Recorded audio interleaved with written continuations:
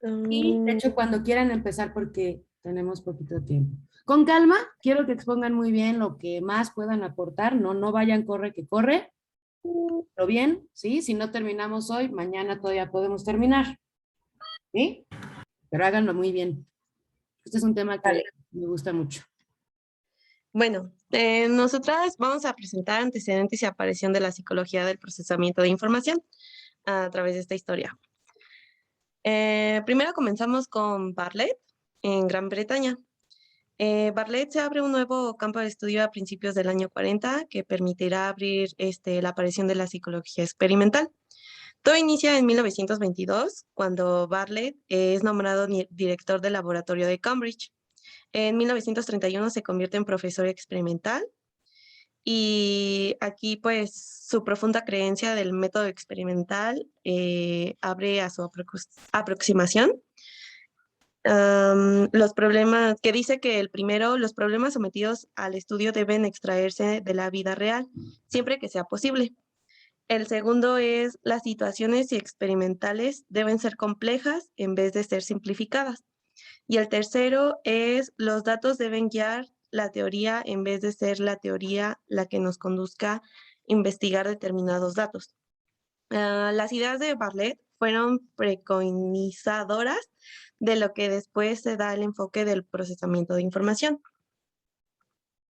Henry Heath publicó en 1920 una obra titulada Studies in Neurology. Aquí Bartlett tomó el término esquema de la obra de Heath, pero dándole un sentido mucho más amplio en la percepción y el recuerdo. Aquí pues en la lectura Bartlett hace un término acerca del esquema.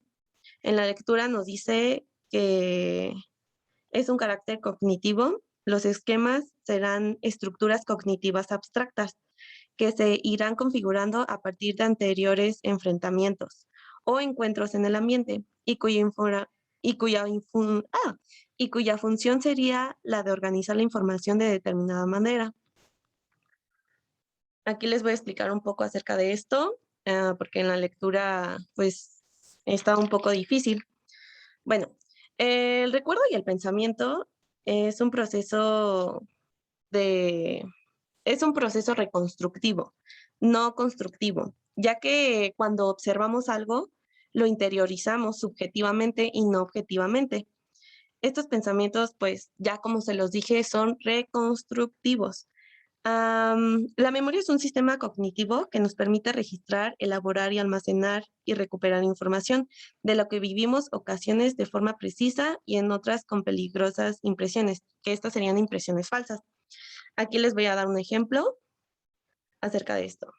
Bueno, aquí pues tenemos a una doctora que visualiza el hospital bueno, un buen ambiente, un buen olor, ya que pues ella salva vidas. Otro ejemplo es que aquí está una maestra que el hospital lo percibe pues malo, porque ha tenido vivencias malas y es así que pues estas dos personas perciben el mismo hospital, pero de diferente manera. Por eso es reconstructivo, porque lo que nosotros observamos lo reconstruimos a nuestra percepción. Y ahora sí, los esquemas. Bueno, lo de un esquema pues es una manera el cual el conocimiento o información es organizada en la memoria para ser utilizada cuando se necesita. Aquí pues no encontré como una imagen, pero les puse esta. Imaginemos que estos rayitos son esquemas y estos esquemas se unen en redes de conocimiento y se conectan unos con otros.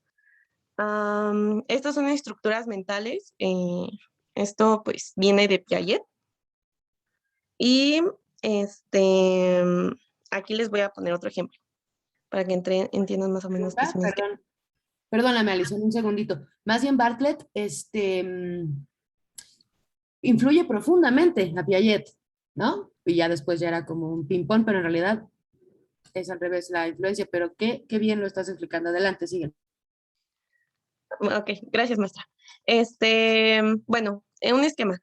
Ok, aquí pues nosotros cuando queremos comer algo, necesitamos un esquema para saber en cómo mover la cuchara o saber qué utensilio utilizamos para comer la comida y si percibimos que la comida nos gusta o no nos gusta. Aquí pues los esquemas están funcionando para poder hacer las cosas, una acción o algo así. Y a continuación, mi compañera Laura. Bueno, también todos los seres humanos somos procesadores activos de información. Cada información la podemos almacenar como nosotros queramos en los esquemas. Laura. Yo les voy a hablar sobre el proceso de la información. Esta realiza la analogía de la mente humana y la computadora, ya que se considera que el cerebro procesa estímulos del ambiente y efectúa una respuesta en consecuencia de forma similar a como lo hace una computadora.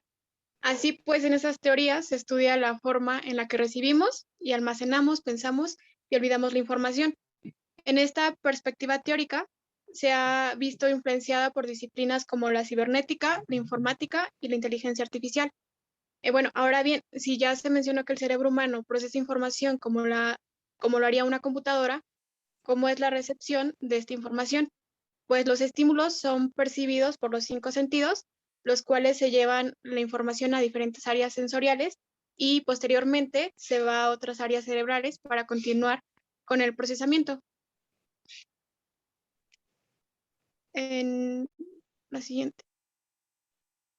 Bueno, en 1944, la Universidad de Psicología Aplicada, también la sede de la primera unidad de psicología aplicada en la Gran Bretaña, se encontró ubicada en el laboratorio de psicología de Cambridge.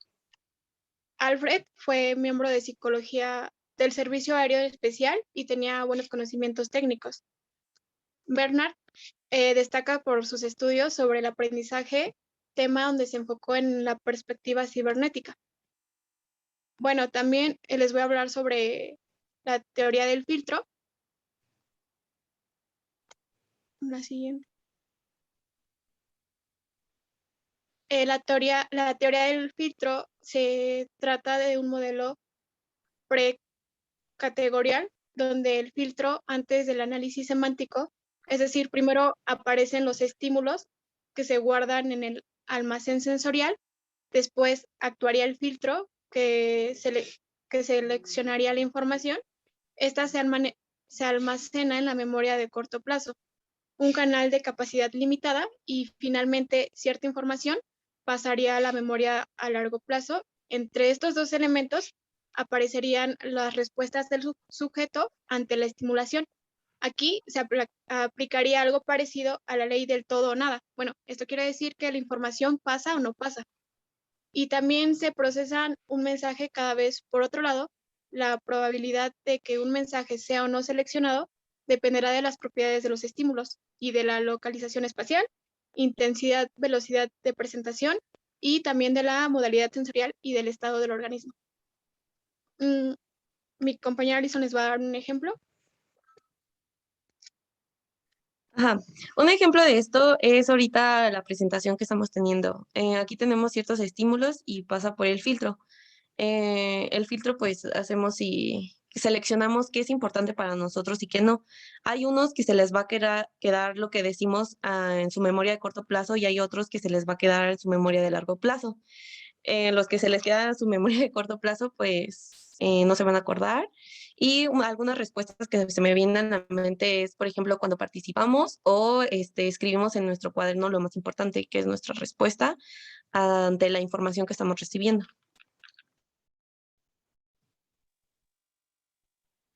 Bueno, también en 1950, Alan Turing inventa un test para medir la inteligencia de una máquina.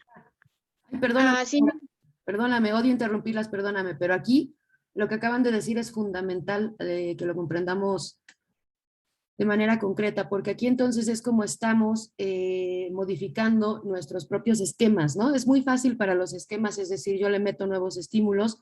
Evidentemente mis esquemas van a tratar de ligarlos con esquemas previos, conocimientos previos. Cuando no, entonces estamos generando, ampliando, amplificando, nutriendo estos esquemas, y es así como se van modificando nuestros propios esquemas, de tal forma que ustedes cuando tenían 10 años tenían ciertos esquemas, cuando tenían 14 esos mismos esquemas estaban mucho más profundos. Y en medida que vayan ustedes nutriendo sus esquemas, no es que solo vayan a ser más cultos e inteligentes, también es que van a tener más capacidad de lograr la memoria a largo plazo. Esto también ya lo veremos después con el aprendizaje significativo. Eso era todo, Laura, perdóname la interrupción, adelante. Sí, no se preocupe. En 1950, Alan Turing inventa un test para medir la capacidad de una máquina para ver si la máquina es inteligente o no es inteligente. También creó un campo que se llama la inteligencia artificial. Tenemos la inteligencia humana y la inteligencia que tendrían las máquinas, que se llama la inteligencia artificial, para saber si una máquina piensa o no. Turing inventa el juego de la imitación. Para él, la máquina perfecta se debe comportar exactamente igual que el ser humano. Esto quiere decir que tenga sentimientos, emociones. Una máquina es inteligente cuando logra tener una conversación con otro ser humano.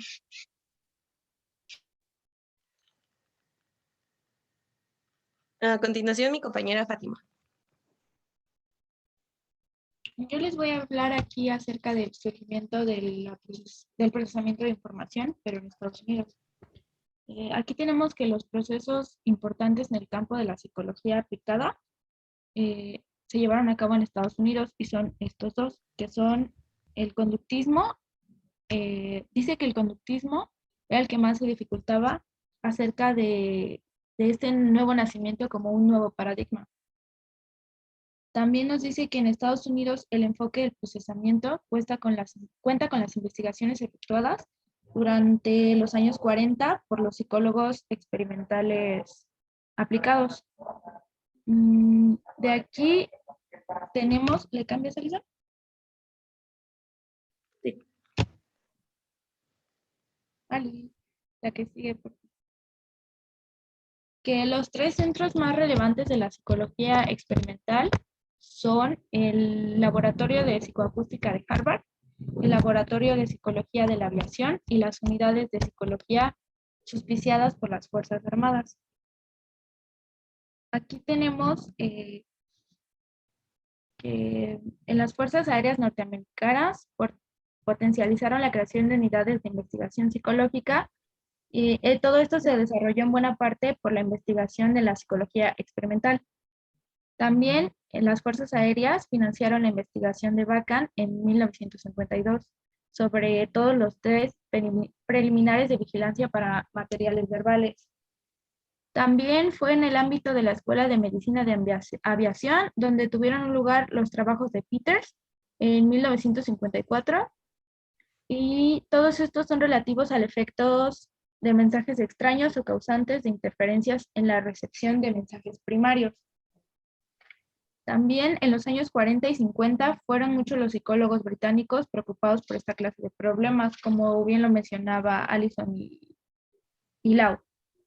Después ejercieron su intensa actividad sobre el análisis de los patrones de control más adecuados para cada tipo de tarea. También desarrollaron la teoría de la información. En esta teoría se aborda el estudio de la transmisión de información a través de un canal de comunicación en términos de cuantificación. Esta teoría nos dice que la información que vamos a recibir va a generarse a través de la comunicación y para esto necesitamos un emisor y un receptor.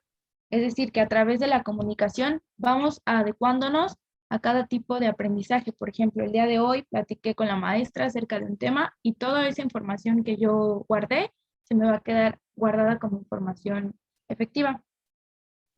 La que sigue ahí.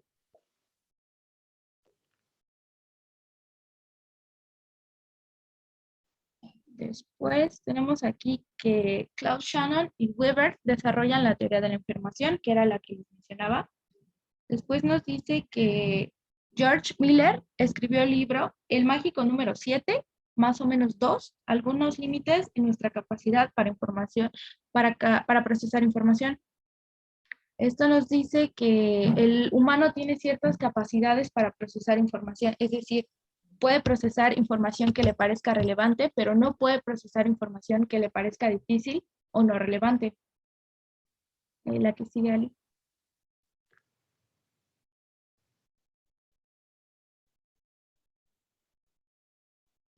Ok, aquí tenemos que Chomsky planteó una analogía en 1962. Esto referente a la adquisición del lenguaje, y esta analogía fue popularizada por Miller en 1964. Después, Allen, Newell y Herbert se centraron en la elaboración de un programa que permitiera a la máquina ejecutar operaciones similares a las que realizara el hombre. Esto era lo que nos mencionaba mi compañera Laura. Se centraba más que nada en que la computadora realizara operaciones en las que el humano y el ser humano fueran similares. Es decir, que pudiera efectuar sentimientos, que le pudieras ordenar ciertas tareas y ésta lo pudiera llevar a cabo. Y después, Newell y Simon expusieron un nuevo planteamiento en las investigaciones psicológicas.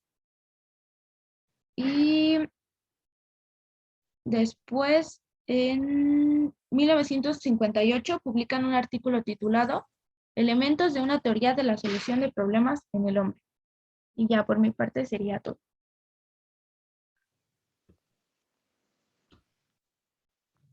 Gracias. Muy bien, ok, pues muy bien, me gustó mucho. Muy bien, lo único que yo añadiría, de hecho lo señalé por acá, son estos procesos de organización con los cuales, indica Bartlett, ¿no? Podemos llevar a cabo estos mecanismos de codificación y recuperación que hacen referencia al modo en que el sujeto representa y estructura el conocimiento que adquiere. Esto para no pensar que el carácter reconstructivo del recuerdo es como si nada más se tratara de reconstruir, sino que también en ese momento estamos siendo entes creadores, ¿no? Es decir, estamos no tanto reconstruyendo, dice Bartlett, sino construyendo de nuevo, que es muy distinto, porque reconstruir sería como otra vez nada más hacer una reconstrucción, otra calca, y no lo es así, es un proceso. Y los tres elementos que intervienen en ese proceso son la adecuación subjetiva, las racionalizaciones y las omisiones. Es así como algunas cuestiones, alguna información se queda en memoria a corto plazo y otra logra pasar a la memoria a largo plazo. ¿Sí? Es lo único que añadiría. Por lo demás, excelente presentación. Las felicito. Nada más destacar que, por ejemplo, mientras que en Estados Unidos, perdón, en Gran Bretaña estaba sucediendo esta cuestión alrededor de la figura de Bartlett, estaban pues evidentemente cibernética, matemática y la última que es etnografía, ay no, ¿cuál era? ¿Cuál es la última que les dije ayer? La ergonomía, perdónenme. Todas estas disciplinas estaban apoyando la creación de esta metáfora del hombre máquina, procesadora de información, para la comprensión de esta nueva forma de la psicología. ¿Sí? No recordemos entonces, digo, perdón, no olvidemos entonces, yo ando muy en el recuerdo, perdónenme, no olvidemos entonces que siempre vamos a tener que tomar en cuenta que lo que está estudiando el cognitivismo es exactamente estos procesos, estos mecanismos con los cuales un estímulo se convierte en información que puede ser almacenada, organizada, clasificada, desechada, ¿sí? Y no precisamente únicamente convertirse entonces en la manifestación de una conducta. Bueno, muy bien, lo hicieron muy bien, chicas, las felicito. Excelente. Si pueden, por favor, compartir en el tablón esta presentación. ¿Sale? Y nada más chequen las palabritas que faltan acentos por ahí en su presentación, chequen un poquito nada más eso, corrigen eso y la suben. Pero las felicito, muy bien hecho. ¿Quién sigue? ¿Qué equipo sigue? Nosotras, profesora. Adelante, Odalis. Voy. Maestra, perdón, ¿podría volver a repetir lo de adecuación subjetiva y qué otra cosa? Claro, Ámbar, es viene en la lectura, no se preocupen, pero es adecuación subjetiva, racionalizaciones y omisiones. Estos fenómenos los señala Bartlett como este proceso de organización en los mecanismos de codificación y recuperación que hacen referencia al modo en que el sujeto representa y estructura el conocimiento que adquiere. Entonces, si bien el cognitivismo en lo que empieza Odalis, bueno, y su equipo, sí está centrado en cómo aprende el ser humano, no es nada más de que cómo aprende en sentido didáctico, pedagógico, es decir, cómo codifica la información, cómo se queda, cómo almacena la información. Porque sin estos procesos, ¿qué pasaría? No atacaríamos el estudio, ¿no?, de los niveles de la conciencia. Estaríamos otra vez en el plano de la psicología matemática, científica, experimental aplicada de la conducta, ¿cierto? Entonces, de ahí que nazcan con tanta fuerza estas otras corrientes psicológicas que sí van a estudiar ya todos los mecanismos. ¿Se comprende esa importancia que a veces damos por hecho? ¿O que para nosotros ya mil millones de años después nos parece evidente? ¿Se comprende la importancia del contexto en el que nace este tipo de escuelas? ¿Sí? Sí. Bueno, muy bien.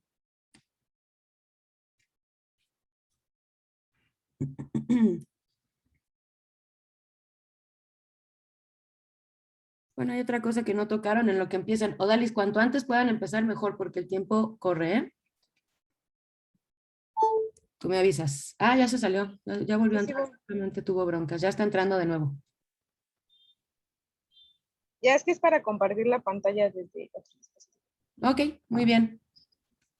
Bueno, nada más rapidísimo. Craig, que se convirtió, Craig con K, ¿no? Se convirtió en algún momento en la mano derecha de Bartlett. Ellos dos crean la teoría de los niveles de ejecución. La ejecución humana se organiza jerárquicamente en diferentes niveles interrelacionados, algunos de los cuales modifican o controlan las operaciones de otros. La teoría del operador humano, hombre como elemento de un sistema de control. Bueno, muy bien, vamos a escuchar es Piaget con I, pero muy bien. Piaget, ¿sale? Nada más le cambian eso, por favor. Buenas tardes. Bueno, Piaget teoriza las fases del desarrollo cognitivo en 4 etapas. Es la etapa sensorimotora, la preoperacional, la etapa de operaciones concretas y etapa de operaciones formales. Cada una de estas representa la transición a una forma más compleja y abstracta de conocer. En cada etapa, el pensamiento del niño es cualitativamente distinto al de las restantes. El desarrollo cognitivo no solo consiste en cambios cualitativos de los hechos y de las habilidades, sino que en transformaciones radicales de cómo se organiza el conocimiento. Piaget propuso que el desarrollo cognitivo sigue una secuencia invariable. eh, Esto se refiere a que todos los niños pasan por las 4 etapas en el mismo orden. No es posible que se omita ninguna de ellas.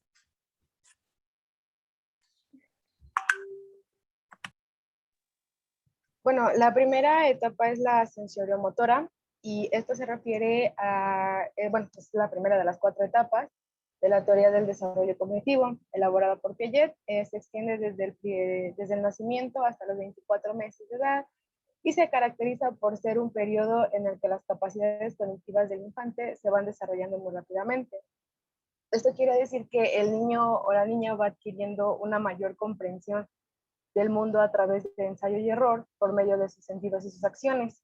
En el principio de esta etapa, los bebés se caracterizan por mostrar egocentrismo extremo. Esto se refiere a lo que impide al niño distinguir entre su propia perspectiva y la perspectiva de otros. Tiene 2 características cualitativas muy importantes. La primera, como ya lo había mencionado esta Elena, es la invariable, es decir, que siempre ocurren en el mismo orden, ninguna puede ser omitida. La segunda son universales, ya que se presentan en los niños de cualquier parte del mundo, pero también debemos tener en cuenta que muchos factores, tanto hereditarios como ambientales, pueden afectar la velocidad en la que cada niño supera esta etapa.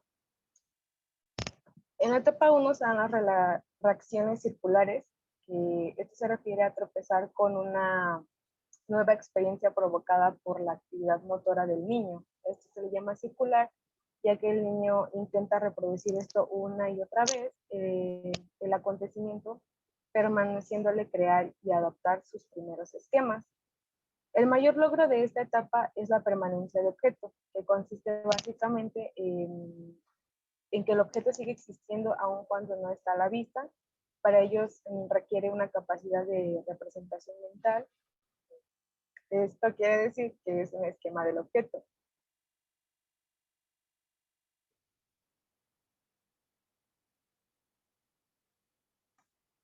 Esta etapa se divide en 6 subetapas, que la primera es actos de reflejo, que se da desde el nacimiento al primer mes de vida.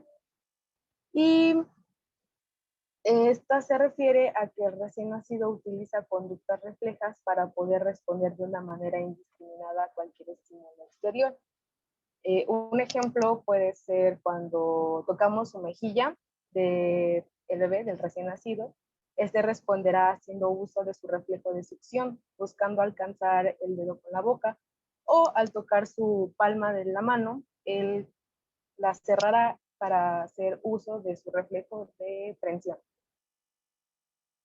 La segunda subetapa es de reacciones circulares primarias, que ocurre del primer mes a los 4 meses. Aquí el niño comienza a realizar conductas involuntariamente para repetir acciones que le resulten placenteras. Un ejemplo puede ser cuando golpean algún objeto cercano o simplemente succionarse los dedos. Estas etapas se le llaman primarias, ya que es dirigida por sus propios cuerpos, y motivada por necesidades básicas. La subetapa 3 se llama reacciones circulares secundarias, que ocurre de los 4 a los 10 meses. Y en esta repiten acciones placenteras que no solo involucran su propio cuerpo, sino también objetos, gracias a que comienzan a desarrollar ciertas habilidades, como el alcanzar, el tomar o manipular objetos, y también existe una mejor imitación de la conducta de los otros. Es decir, un ejemplo puede ser cuando el papá frunce su ceño y el bebé hace la misma reacción. Con esto me quiero referir a los gestos. La subetapa 4, que es la coordinación de reacciones circulares secundarias, que ocurre de los 10 a los 12 meses, se producen 2 nuevos cambios importantes cognitivos. El primero es que los niños pueden realizar conductas intencionalmente con un cierto fin, gracias a la adquisición de suficiente práctica con una diversidad de esquemas que pueden coordinar deliberadamente. Esto sumado al segundo logro, que es la comprensión de permanencia del objeto, que les permite buscar objetos escondidos voluntariamente, o la imitación de conductas más complejas, como por ejemplo bailar cuando suena alguna canción. En la subetapa 5, las reacciones circulares terciarias, que ocurren de los 12 a los 18 meses, los niños ya no repiten las conductas que les lleven a resultados familiares, sino también buscan resultados introduciendo variaciones.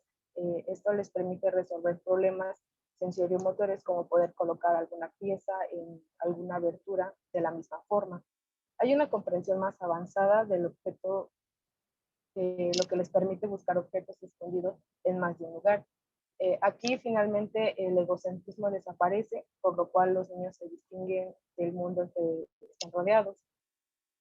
Y por último, la subetapa 6, que es la representación mental o el principio de pensamiento, que se da de los 18 meses a los 24 meses o los 2 años. Los niños desarrollan la habilidad de elaborar representaciones mentales, es decir, las imágenes internas de los objetos ausentes y acontecimientos pasados, lo que les permite resolver problemas a través de medios simbólicos, en lugar de una conducta de ensayo y error. Por otra parte, la comprensión de la permanencia de objeto es más avanzada, por lo cual los niños alcanzan a comprender los objetos y los objetos pueden moverse cuando están fuera de su vista. Esto también les permite buscarlos en varios lugares hasta poderlos encontrar.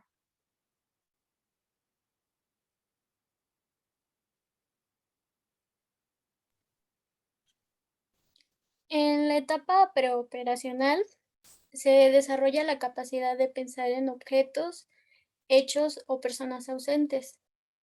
Esta comienza entre los 2 y los 7 años. en donde el niño demuestra una mayor habilidad para emplear símbolos.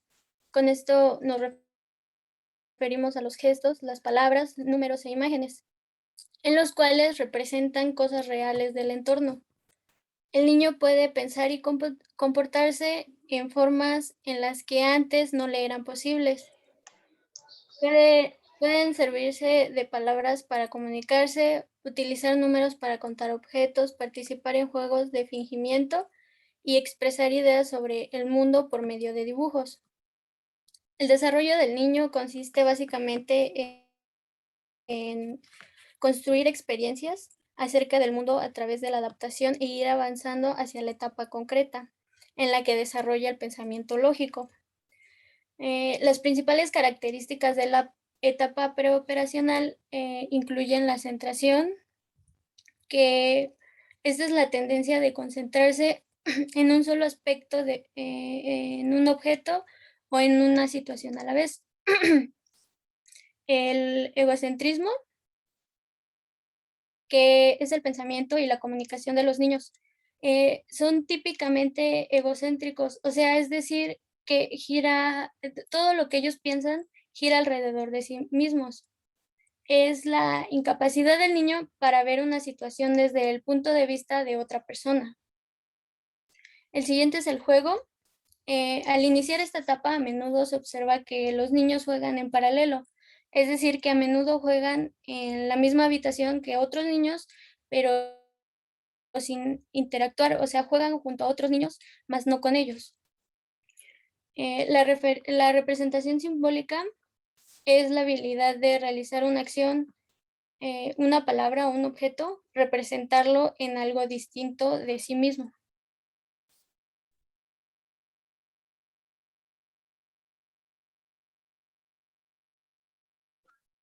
Yo les voy a hablar de las operaciones concretas y bueno, les quería mencionar que mi internet está fallando, así que si me llego a trabar o algo, porfa avísenme. Bueno, el de las operaciones concretas, como lo mencionaba Piaget, él decía que esto abarca desde los 7 años hasta los 11 años. Decía que se marca el comienzo de un pensamiento lógico operacional, es decir, que un niño a esta edad ya va a poder desarrollar operaciones matemáticas, pero básicas, es decir, sumas, multiplicaciones, divisiones, sumas, restas, todo lo básico. Y empieza a tener un mejor desarrollo social y un menor egocentrismo, que es lo que acaba de mencionar Elena. Comienzan a ser más sociables, no sé, ya estaban jugando en el mismo cuarto, pero ahora sí juegan con los niños, ya no es como que cada quien esté en su mundo. En cuanto a sus capacidades o bueno, habilidades cognitivas, encontramos la conservación, que la conservación, los niños adquieren el concepto de cantidad y medida, aunque cambien de posición y de forma. Esto quiere decir que si tú le pones a un niño enfrente un vaso de agua, que estén, dos vasos de agua que estén a la misma, que tengan la misma capacidad de agua, pero a uno le agregamos una pelota, incrementa como el volumen del agua. El niño ya va a saber distinguir que tienen la misma capacidad de agua, aunque cambien de forma o estén de distinta manera. En cuanto a la clasificación jerárquica, es la habilidad para identificar las propiedades de categoría. En este caso, un niño así, si le pones un memorama, ya va a saber distinguir cómo funciona el juego, que en cuanto volteen las cartas deben de encontrar la misma figura o la misma categoría. Es decir, si tú le pones uno de unos animales, pero también le pones mezclado con de colores y todo eso, él ya va a saber diferenciar por su categoría. En cuanto a la seriación, se refiere a la capacidad de ordenar los objetos en progresión lógica. En este caso, un ejemplo podrían ser los números o el abecedario. Van a contar ya de 1, 2, 3 y el abecedario igual lo van a decir en orden. Llevan una progresión lógica. En cuanto a las operaciones especiales, un niño ya logra distinguir las distancias, es decir, que si yo lo mando a la tienda, va y sabe que es la misma distancia que recorre si se va a la otra esquina a tomar el camión. ¿Y le cambias, por favor, Alice? En cuanto a las operaciones formales, Piaget decía que se abarca desde los 11 años en adelante. Aquí ya utiliza una lógica más formal, que es donde ya nos empiezan a meter como el nivel más alto de las matemáticas, supongamos, que nos dejen ya fracciones, no sé, divisiones más largas, sumas, multiplicaciones, pero con un nivel más alto. En cuanto a sus habilidades cognitivas, está el razonamiento hipotético deductivo, que es la capacidad de llegar a deducir conclusiones generales. En en este caso, el ejemplo que yo me imagino es de decir, como de que está escuchando el niño, o en este caso, porque ya entran ahí también los adolescentes, en escuchar, no sé, un chisme. Les llega un chisme y después se van con otro amiguito y les dicen, ah, él es mi amigo. Entonces empiezan como a mezclar esa lógica, esa conexión en cuanto a deducir y llegar a una conclusión en general de que ellos dos podrían conocerse. En cuanto al pensamiento proposicional, los adolescentes pueden evaluar la lógica. En este caso, hay un ejemplo en donde a una niña adolescente, alrededor de 16 años, le aplican una prueba en donde ella tiene que las características matemáticas, le ponen una secuencia. En esa secuencia ella debe de resolver qué palabra o qué número se acomoda mejor a la oración o a la fracción que está resolviendo. Es decir, que pues entonces ya tienen la capacidad para resolver este tipo de problemas. En cuanto al egocentrismo operacional, reconocen solo lo que a ellos les preocupa. Es decir, es cuando decimos que un adolescente como que se preocupa mucho por los likes que pueda recibir en Facebook o los comentarios que reciben. O sea, solo aceptan lo que ellos tienen la idea, si esa adolescente tiene la idea de que por recibir más likes se vuelve popular y los recibe, él se va a sentir en su egocentrismo de que está perteneciendo y está siendo aceptado por los demás. En cuanto a la fábula personal, el adolescente se siente único y invulnerable. Es muy cotidiano cuando vemos que un adolescente, decimos, está en la edad de la punzada, ¿no? De decir, pero ellos en realidad piensan y sienten que nosotros no los comprendemos y por eso reaccionan de esta manera. Y de nuestra parte sería todo, profesora. Ok. Bueno, pregunta número 1. ¿Por qué metimos a Piaget?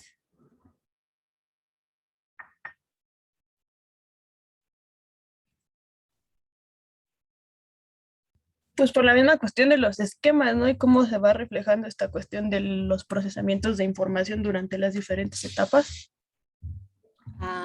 Ok, podría tener que ver, pero ¿venía en la lectura?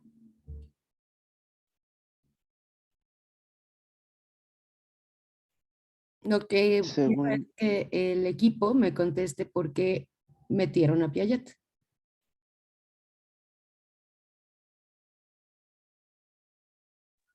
Bueno, es que nosotras investigamos un poco más. Entonces, en cuanto a lo que investigamos, era la teoría del desarrollo y hablaba Piaget. Piaget tomaba estas teorías, o bueno, tomaba estos ejemplos. Y de ahí todos los demás tomaron a Piaget como ejemplo y fueron evolucionando estas etapas. ¿Y lo de la lectura? No nos importó tanto. Ahora, les aplaudo la iniciativa. Que no se entienda que esto es un regaño. Les aplaudo la iniciativa. Es excelente que hayan investigado más por su propia cuenta y que hayan empezado a relacionar, ¿no? Todos estos conocimientos en cuanto a los esquemas, ¿cierto? Pero Piaget, de hecho, es considerado más de la escuela del constructivismo, ¿cierto? No tanto del cognitivismo. Entonces, por acá, pues, las felicito, es una buena presentación. Me hubiera encantado que la hicieran la semana que viene, que vamos a ver constructivismo, porque esto ya tiene que ver más con cómo se construye en cada una de las etapas del desarrollo. Sin embargo, el tema que habíamos de ver hoy no se vio todavía, lo vamos a ver mañana, no se preocupen. insisto, sí las felicito por la iniciativa, pero también les solicitaría yo que para la otra también atendamos lo que sí viene en la lectura para que no vayamos como saltándonos las partes, ¿cierto? Si bien este no es un conocimiento lineal, sí tenemos que llevar cierto orden porque si no pueden surgir algunas confusiones, ¿sale? Bueno, fuera de eso, excelente presentación, también las felicito muy bien, me encantaron las dos de hoy. Ya no va a dar tiempo, nos quedan 6 minutitos. Mañana lo que vamos a ver básicamente es entonces qué pasó en Estados Unidos y qué pasó en Gran Bretaña, ¿cierto? Porque es importante, muy importante para el reconocimiento de lo que el cognitivismo hoy ofrece, es muy importante entender este contexto, ¿cierto? De forma tal que vamos a ver lo que hizo, bueno, evidentemente Bartlett ya quedó pues mucho más fundamentado. Vamos a ver lo que hicieron Craig con Bartlett. Después, cómo se hizo la primera unidad de psicología aplicada. Vamos a ver los avances de Mackworth, de Alfred Leonard, de Bernard Gibbs, de Poulton, de Donald Broadbent, que este es importantísimo, de Turing, de Murrell y el paso de los 3 lugares decisivos para el desarrollo de la psicología experimental aplicada en Estados Unidos, así como los autores de Estados Unidos, que son Norbert Wiener, George Miller, Chomsky, evidentemente, y la analogía con las máquinas en el estudio de los procesos cognitivos, que esto lo hacen Newell y Simon, y ya, eso es lo que vamos a terminar de ver mañana, ¿sí? Eso lo voy a dar rapidísimo, los primeros 20 minutos de la clase, mañana sí nos vemos en punto de las 2, y voy a darlo rapidísimo, lo más rápido que pueda, para que ahora vengan ya los otros 4 equipos que ya atenderán cada una de las etapas del cognitivismo, ¿sale? Bueno, muy bien, insisto, la iniciativa, no se lleven solo el regaño, por favor, no es regaño, pero sí es una invitación a atender lo que se solicita, y ya nos ahorraron un poquito de tiempo porque ya hicimos el repaso de Piaget. Ahora, por ejemplo, ¿qué tiene que ver más de Piaget con los esquemas? El proceso de equilibración, ¿cierto? Bueno, buenas exposiciones, me gusta mucho la disposición, muchas gracias. Nos vemos mañana, descansen, que tengan bonita tarde y pues nada, abrazo fuerte. Gracias. Gracias, maestra. Hasta luego. Ay, maestra, Que gracias. descanse. Gracias, maestra. Bye. Adiós.